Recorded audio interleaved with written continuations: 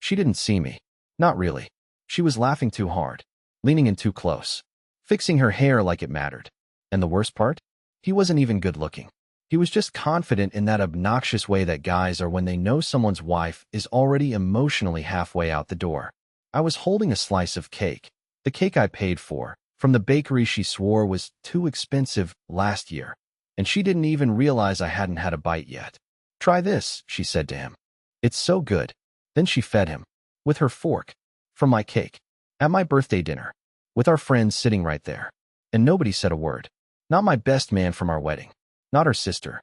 Not the coworker I invited because he'd just gone through a breakup and needed the distraction. They all looked away, like it wasn't happening. Like I wasn't watching my wife treat another man like the guest of honor at my own funeral. I wasn't jealous. That's the funny thing. I wasn't even angry. I was numb. Like I'd just realized the movie I'd been watching for a decade wasn't a love story. It was a tragedy, and I'd missed the twist halfway through. She wiped his mouth. Wiped his mouth. He whispered something back, and she covered her mouth like a schoolgirl trying to hide her smile. I don't even know if she remembered I existed at that point. I stood up. Quietly. She didn't notice. I walked out of the restaurant. Still nothing. I got in my car. No texts. I drove home. The lights were off, even though she had the spare key. I packed my bag. Only what I needed. She didn't call. I left a note on the counter, 4 words. "Happy birthday to me." And as I locked the door behind me, I realized something brutal. She gave me a party. I gave her a ghost. I thought maybe, just maybe, she'd call that night. Not to apologize, no. That version of her didn't exist anymore. But maybe to pretend she cared. To pretend I misunderstood. To throw a lazy "where'd you go?" Like I was a dog that wandered off. But there was nothing. Just the slow blue glow of my phone screen. No notifications. No missed calls. No panic. No guilt. The same silence I'd been getting for months. Only now, it was screaming in my ears. I spent the night at a motel off the highway. Room smelled like old bleach and burnt coffee. I didn't sleep. Just stared at the ceiling fan, thinking about all the times I brushed off the red flags because I thought loyalty meant endurance. I thought being a husband meant absorbing damage without complaint. Turns out, all it really meant was being invisible. By morning, she still hadn't reached out. But I saw she'd posted a photo. I shouldn't have looked, but I did. She uploaded a group shot from the dinner, captioned, "Birthday vibes, party popper, birthday cake woman dancing." I was in the background. Blurred. Cut off. My face half covered by a balloon string. She didn't tag me. She tagged him. The balloon animal-brained, sleeve rolled up, too casual for his suit jacket flirt from the table. Front and center. With her hand on his arm. Like I hadn't even existed. And in that moment, I realized something so sickening I actually had to sit down. She wasn't hiding it. She wasn't ashamed. She was proud of what she did. I was just the embarrassing chapter she was writing herself out of. So I made a decision. Not to text her. Not to fight. But to erase myself completely. I started with the small things. I canceled our shared Netflix. Changed the password on Spotify. Unlinked the smart home app she used to turn off the lights from bed. I wanted her to start feeling the shift in control before she even realized I was gone. Then I scheduled a mail forward. Cleared out the joint savings. Froze the credit cards. Yes, even the ones she opened in my name. And you better believe I emailed HR about separating our health plans the moment the office opened. Still, she said nothing. Nothing. Until the locksmith arrived. And she came home to find the key didn't fit anymore. That's when she called. 8 times in 1 hour. I didn't answer. Because when someone erases you from their life while you're still breathing, the only gift you can give them back is your disappearance. She didn't text before coming over. She didn't call. She just showed up at the motel like she owned the place, like I was some runaway pet she'd come to retrieve. I heard the pounding before I even reached the door. 3 fast hits, then 2 slow ones, her angry rhythm. She always did that when she wanted attention without asking for it directly. I didn't open it. Not at first. I stood behind the door, listening. I could actually hear her breathing. Sharp, irritated, like this whole situation inconvenienced her more than it hurt me. Typical. She knocked again, this time louder, and I swear the whole hallway echoed. Then she called my name. Not softly. Not with concern. She said it like a command. "Elliot, open the door." There was no sadness in her voice. No remorse. Just entitlement. The same tone she used when she wanted me to fix the Wi-Fi or unclog the sink. I finally cracked the door open, and she pushed her way inside like she'd been invited. The first thing she did was look around and wrinkle her nose. "You're staying here? Seriously?" As if my temporary motel room offended her more than her flirting with another man at my birthday dinner. I didn't answer. I just sat on the edge of the bed while she paced like a lawyer preparing a closing argument. She didn't ask if I was okay. She didn't mention the guy from the restaurant. She didn't apologize for anything. Instead, she launched straight into what she wanted. "You froze the accounts? Why would you do that? I couldn't even pay for my rideshare this morning." That was it. Not "I'm sorry." Not "please come home." Not even "can we talk." She was mad because her ride wasn't free.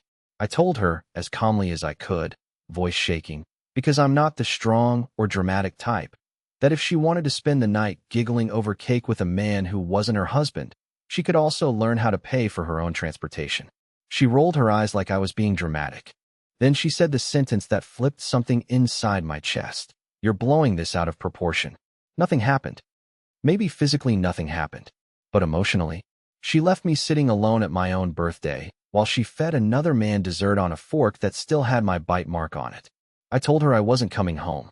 Not until I figured out what my life looked like without being an afterthought. And that's when she snapped. Not with tears, but with anger. "Oh, so now you're the victim? Don't make this into some big betrayal narrative. I was just having fun. You're so sensitive it's exhausting."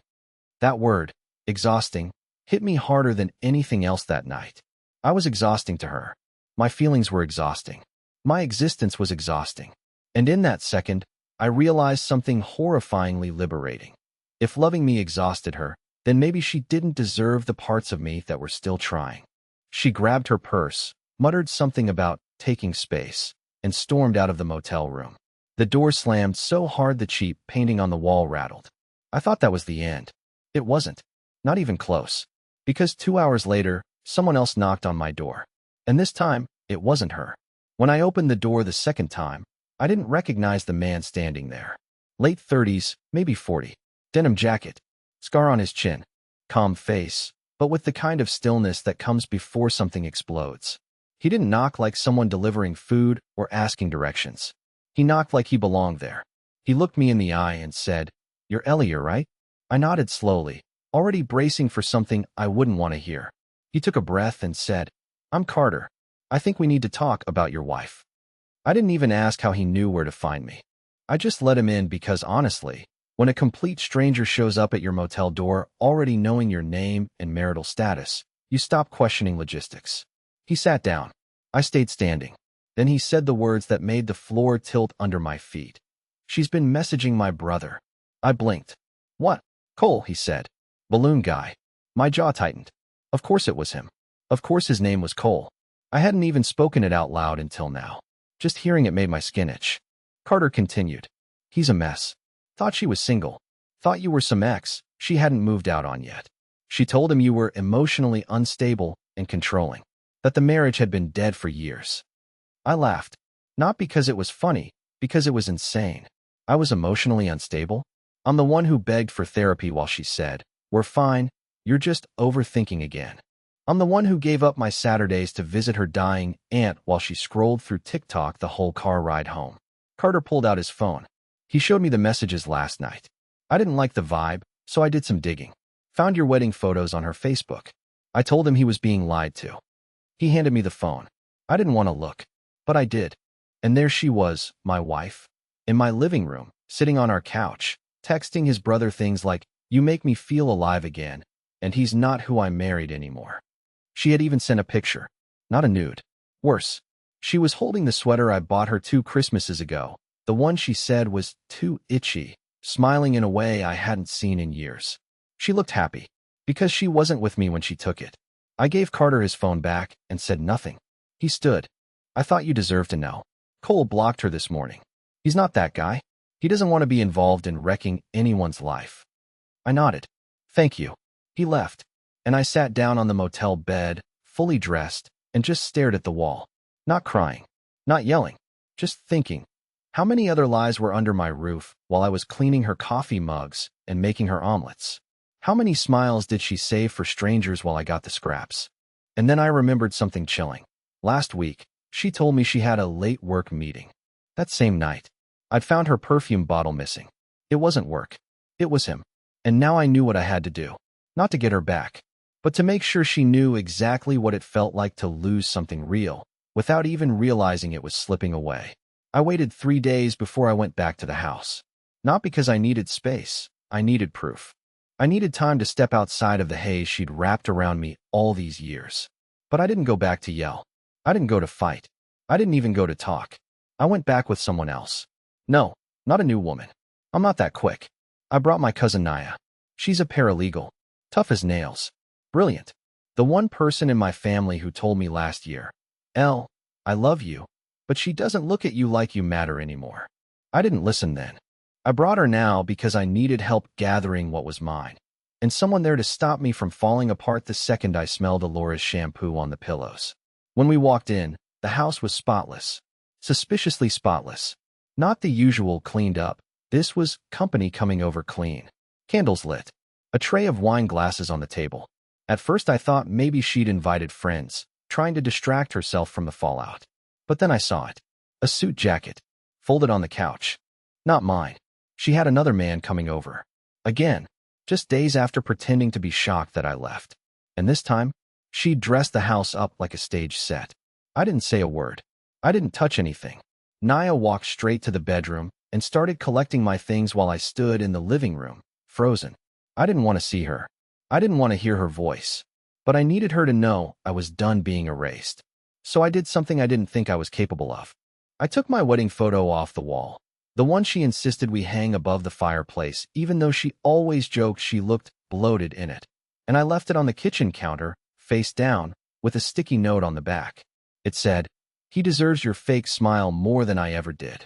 I packed every piece of clothing I owned, even the shirts she hated.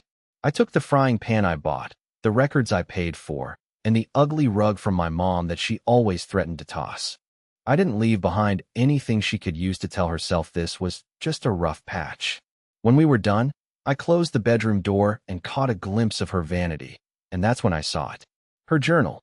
Normally, I'd never read it. That used to be sacred to me. But now, there was nothing left to protect. She had already burned our trust to the ground and danced in the ashes. I flipped it open. One sentence on the last page stopped my heart cold. "Sometimes I wish he'd leave so I wouldn't have to be the bad guy." That was it. Not, "I'm unhappy." Not, "I want something more." Just that. She'd been waiting for me to give up, to make her feel better about her choices, to make it my fault. And when I finally did walk away, she didn't chase me, because in her eyes, she'd already won. But she didn't expect this version of me. The one who didn't beg. The one who didn't fall for crocodile tears or Instagram captions. I left that journal exactly where I found it. Let her read it back and realize it worked. I did leave. But now it was her turn to wonder what she'd just lost. 2 days passed before she noticed. I don't mean noticed I was gone. She already knew that. I mean she finally realized I wasn't coming back. That this wasn't one of my dramatic little sulks, like the time I slept on the couch for a night because she forgot our anniversary and laughed when I brought it up. No, this time, I didn't just walk away. I shut the door behind me and locked it from the other side. She called first. I ignored it. Then she texted, "Can we talk?" That was all. Not, "I'm sorry." Not, "I messed up." Just a soft invitation to make it my job to reopen the conversation. I left it on read. That same evening, she messaged Naya, my cousin, and tried to sound friendly. "Hey, could you tell Elier I'd like to clear the air? It's all gotten a little out of hand." Out of hand. Like I'd just knocked over a glass of wine. Instead of having my marriage hollowed out while she played house with a man who literally twisted balloons for a living. I blocked her. Everywhere. The next morning, she showed up at my work. I saw her through the window before she even stepped inside, pacing back and forth near the entrance, sunglasses on, arms crossed, rehearsing something in her head. That old instinct in me almost kicked in. The one that would have dropped everything to protect her from embarrassment, shield her from awkwardness, make space for her to save face. But I didn't move. I let her come in. She walked right past the receptionist like she owned the place. Like she hadn't humiliated me in front of our friends just days ago. Like the man she fed birthday cake to hadn't been messaging her under the impression she was single. "Elle," she said, as if we were on good terms. Can we talk? I stood up, calmly, in front of my desk, in full view of my coworkers, and said, "This isn't the place." Her lips twitched, annoyed. She wasn't used to being denied. Then when? "You're just ignoring me like a child." "No," I said. "Ignoring you was something I used to do every time you rolled your eyes at my feelings. This is me finally hearing you clearly." She opened her mouth, but no words came. That stunned look, like the script she'd written for this moment had just caught fire in her hands. I won't lie. It hit a nerve. But not in the way she expected. I turned to the receptionist. "Could you show her out, please?" She didn't fight. She just walked. That evening, she called one last time and left a voicemail. Her voice was tight, clipped, like she was trying not to sound shaken. "I don't know what's gotten into you, but this is childish. You're throwing away years together because I talked to someone? Really? Fine. If you want space, take it. Just don't expect me to sit around waiting." She still didn't get it. I didn't want space. I wanted freedom. And she was the last thing standing between me and it. I didn't have to lift a finger. That's the part she never understood. She thought revenge was about shouting matches and dramatic scenes and slashing tires. But the worst kind of revenge doesn't look like anything at first. It's the quiet absence.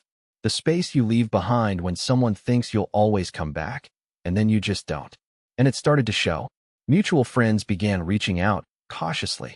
One of her coworkers DM'd me with, "Hey, just wanted to say I didn't know everything that was going on. I'm sorry about what happened at your party. That was messed up." Another one texted, "She told us you were fine with it. She made it seem like you guys were in an open thing or something. I had no idea you were blindsided." So she'd rewritten the story even before I walked out the door. But now, people weren't buying it. Because the truth has a weird way of echoing, quietly at first, then louder as it ricochets off the walls of your life. Apparently, Cole had told someone at his gym about the situation. That person told someone else. And eventually, it made its way back to one of Alora's friends. Her real friends. The ones who had known us since the beginning. And they started dropping off. One unfollowed her. Then another. Then a couple left the group chat entirely. She tried to play it cool, posting photos like everything was fine, quote tweeting healing affirmations, changing her profile bio to something vague and performative like learning, growing, unapologetically me. But I knew that woman better than anyone, and I could see the cracks forming beneath her curated little digital life. Then came the email. Subject line, regarding next month's rent. Apparently, Alora had forgotten, or ignored, the part where I was the primary name on the lease. My salary had always carried more weight, and when I pulled out, so did the landlord's patience. She had 30 days to figure it out. 30 days to face a reality she thought would never arrive. The apartment she once filled with laughter and passive-aggressive silence was suddenly turning cold. She texted again. "Can we meet for coffee and just talk like adults?" I didn't respond. The truth was, I'd already started the paperwork. I'd filed for divorce. I had no interest in hearing her version of things. No need for closure carefully wrapped in self-justification. Because closure isn't something you ask for from the person who hurt you. It's something you build on the other side of their absence. And while she was scrambling to keep her story straight, I was finally sleeping through the night again. No anxiety. No second-guessing. No whisper fights about tone or attention or, "Why do you always make things a big deal?" Because now, finally, I was a big deal. And she was watching everything she took for granted collapse, one silent moment at a time. The last message she ever sent me came at 2:14 a.m. It just said, "I didn't think you'd actually leave." That was it. No apology. No explanation. Just that one sentence. Like she was staring at the empty space I used to occupy and finally realizing it wasn't coming back. And maybe, in her own way, that was her version of regret. But by then, I'd stopped needing it. Because something unexpected happened after I walked away. I didn't just feel lighter. I started remembering who I used to be before I shrunk myself to fit the version of love she offered. I started sleeping better. I got a new apartment, small, bright, filled with secondhand furniture and none of the emotional mold we had collected in our old home. I painted the walls without asking for permission. I hung art that made me feel something. I started cooking again, not to impress anyone, just for me. I reconnected with people I'd lost along the way, old college friends, my sister, even my neighbor Mr. Densley, who invited me over for Sunday chess like I was still worth showing up for. And I showed up. Because I finally had something Alora never made space for. Peace. As for her, I don't really know. Last I heard, she moved back in with her sister. The Cole situation fizzled fast once the truth came out. Her little performance crumbled when there was no one left to clap. But I didn't gloat. That's not who I am. Instead, I took everything I learned and wrote it down. All the red flags I ignored. All the self-worth I handed over like spare change. And then I promised myself something I wish someone had told me years ago. Being a good partner doesn't mean accepting bad love. You don't stay where you're humiliated and call it patience. You don't let someone smile at another man across the table while cutting your dignity into bite-sized pieces. You get up, you walk away, and you heal. Today, I'm not angry. I'm not bitter. I'm just grateful. Grateful that on my birthday, the day she thought she'd embarrass me into silence, I found the strength to give myself a gift I never thought I deserved. Freedom. And that's the happiest ending I could have ever written for myself.